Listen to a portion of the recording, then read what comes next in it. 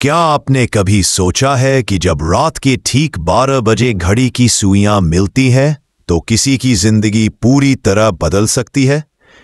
यही होने वाला है इस कहानी में, जहां अनिका खुद को घर की मालकिन घोषित करती है, लेकिन उस रात उसकी खुशियां चंद लम्हों की मेहमान बन जाती हैं, क्योंकि उसी पल दरवाजा खुलता है और अंदर आती है सरू, जिसे एंट्री से हर किसी की दुनिया हिल जाएगी।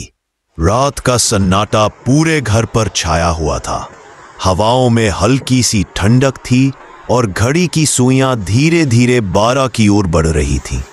ठीक उसी समय अनिका ने पूरे आत्मविश्वास के साथ सबके सामने घोषणा की, अब मैं इस घर की असली मालकिन हूं। इस घर की हर चीज, हर कोना अब मेरा है।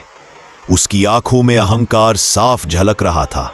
नानी कामिनी गर्व से उसकी ओर देख रही थी, जैसे उनकी सारी चालें सफल हो गई हों। लेकिन अनिका और कामिनी दोनों नहीं जानती थीं कि असली खेल अभी शुरू होने वाला है। जैसे ही अनिका ने यह ऐलान किया, अचानक हवाओं का रुख बदल गया। मुख्य दरवाजा धीरे धीरे चरमराते हुए खुला। सबकी निगाहें उधर मुड़ गईं। दरवाजे पर खड़ी थी एक ऐसी शख्सियत जिसे देखकर अनिका के होश उड़ गए। वह थी सरू।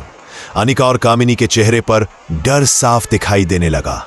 वे समझ नहीं पा रहे थे कि सरू की यहां मौजूदगी का मतलब क्या है। सरू की आंखों में गुस्सा और हिम्मत की चमक थी। उसने धीरे धीरे कमरे में कदम रखा। अनिका, सरू ने ठंडी लेकिन सख्त आवाज में कहा, तुम्हें लगता है कि इस घर की मालकिन बनने का हक तुम्हें है, लेकिन सच तो यह है कि तुम जितना सोच रही हो उतना आसान कुछ नहीं होने वाला। अनिका ने खुद को संभालते हुए जवाब दिया, तुम कौन होती हो मुझे रोकने वाली? ये घर अब मेरा है और मैं जो चाहूंगी वही होगा। लेकिन इससे पहले कि अनिका और कामिनी कोई चाल चल पाती, कहानी ने अचानक मोड़ लिया। कामिनी की साजिश और हमला असल में कुछ घंटे पहले कामिनी ने सरू की मां पर हमला करने की योजना बनाई थी, लेकिन किस्मत को कुछ और ही मंजूर था। सरूजा की जगह वहां खुद सरू पहुंच गई।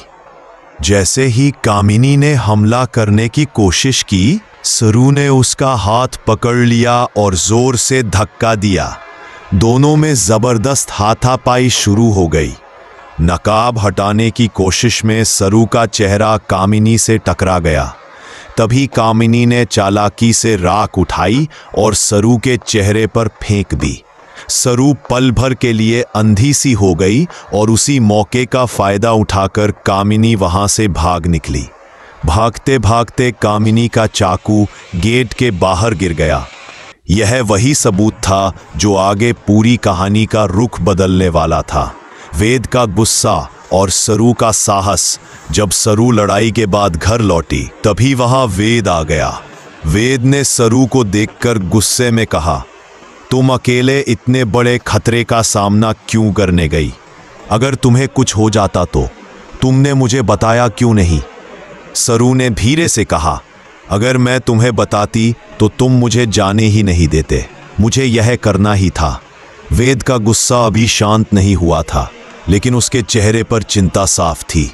सरू की हिम्मत ने उसे डरा भी दिया और गर्व भी महसूस कराया। चंद्रकांत की पीड़ा जब सारी बात घर के बुजुर्ग चंद्रकांत को बताई गई, तो उनकी आंखों में आंसू आ गए। उन्होंने सरू को देखते हुए कहा, काश भगवान ने मुझे भी तुम्हारे जैसी बेटी दी होती। तुम सच में इस घर की शान हो। सरू ने उन्हें ढांस बंधाते हुए कहा, मत कीजिए। हमारे पास अभी भी एक दिन है और उस एक दिन में हम सब कुछ बदल सकते हैं। उसकी आंखों में उम्मीद की चमक थी। उसने हार मानने से साफ इनकार कर दिया। सरू और वेद के बीच नजदीकियां अगले ही पल जब वेद और सरू अकेले हुए तो माहौल बदल गया।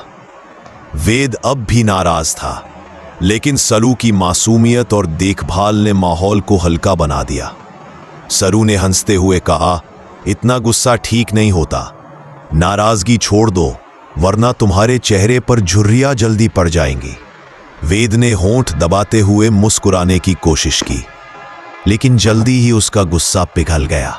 दोनों के बीच एक प्यारा सा पल आया, जिसमें दोस्ती और मोहब्बत की झलक साफ दिखाई दे रही थी। तारा की चेतावनी।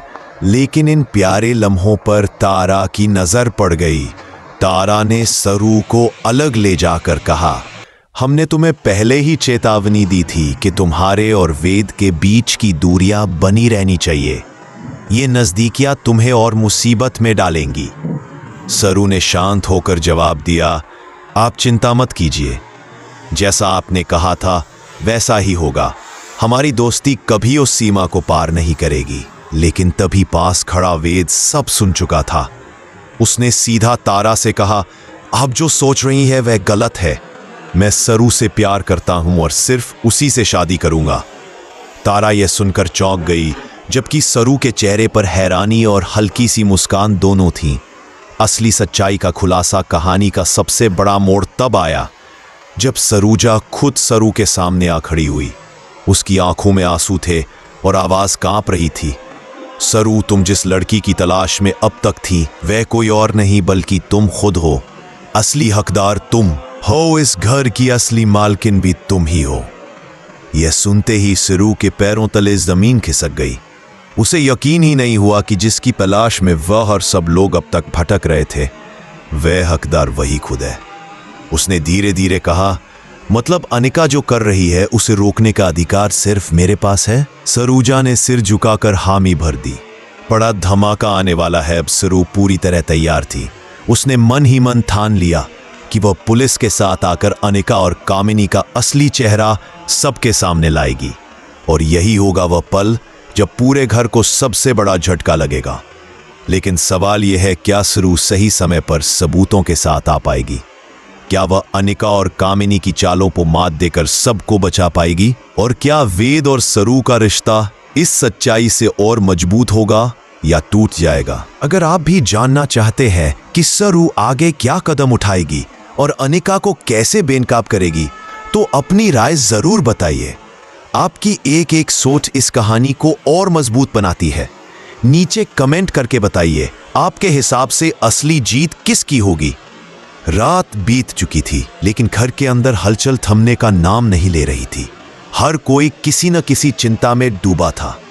अनिका और कामिनी को लग रहा था कि उनका खेल अब भी मजबूत है, लेकिन सरू को मिली सच्चाई ने सब कुछ बदल दिया था। उसके मन में तूफान चल रहा था। क्या मैं सच में इस घर की असली मालकिन हूं? क्या यह मेरा हक है? अगर हां, तो मुझे अब चुप नहीं रहना चाहिए। मुझे अनिका और कामिनी को रोकना ही होगा। कामिनी की नई चाल। कामिनी और अनिका एक कोने में बैठकर अगली चाल की योजना बना रही थी। कामिनी ने फुसफुसाते हुए कहा, सरू अब हमारे लिए सबसे बड़ा खतरा बन चुकी है। अगर वह पुलिस के साथ आ गई तो सब खत्म हो जाएगा। हमें उससे पहले कोई ऐसा कदम उठाना होगा जिससे वह बोल ही न सके। नई शुरुआत। अनिका और कामिनी के जाने के बाद घर का माहौल पूरी तरह बदल गया। धोखे और झूठ की जगह भरोसा और अपनापन था। सरू ने इस घर की जिम्मेदारी संभाल ली। उसने सबसे पहला काम यह किया कि उन सभी पुराने नियमों और बंदिशों को खत्म किया जो घर के लोगों को बांध कर रखते थे। उसने कहा, इस घर में अब से कोई डर और अन्याय नहीं होगा। सबको बराबरी का हक मिलेगा। यही असली परिवार की पहचान है। घर के सभी लोग उसके इस फैसले से खुश हो गए। अंत में धीरे धीरे घर की जिंदगी पटरी पर लौटने लगी। सरू और वेद का रिश्ता और गहरा हो गया। दोनों एक दूसरे के साथ हर सुख दुख बांटने लगे। जहां पहले अनिका और कामिनी की चालों से घर में डर और उदासी छाई रहती थी, वहीं अब हंसी और खुशी गूंजने लगी। सरू ने साबित कर दिया कि सच्चाई और हिम्मत के सामने झूठ और धोखे की कोई ताकत नहीं टिक सकती। तो दोस्तों, ये थी उस कहानी का सफर जहां झूठ और साजिश की हार हुई और सच ने जीत हासिल की। आपको क्या लगता है, अगर आप सरू की जगह होते तो क्या इतनी हिम्मत दिखा पाते? अपनी राय हमें जरूर बताइए।